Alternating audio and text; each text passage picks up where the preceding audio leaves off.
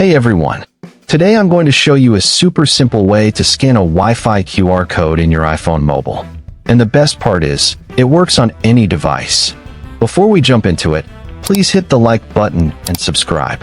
And definitely check the description for some helpful tools I've added for you. To get started, open the Wi-Fi QR code scanner link on your iPhone browser I've added in the description. Once the page opens, you'll see two options: scan with camera or upload image. If you have a QR code image saved on your device, click on Upload Image. Now select your Wi-Fi QR code image from your gallery or file manager. The tool will automatically scan the QR code and instantly show you the Wi-Fi details. If you want to scan live using your camera, click on Start Camera. Allow camera permission when your browser asks for access.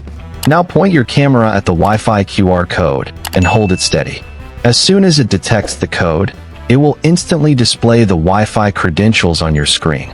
You will see the network name, also known as SSID, the password, and the security type like WPA. You can also copy the password directly with one click.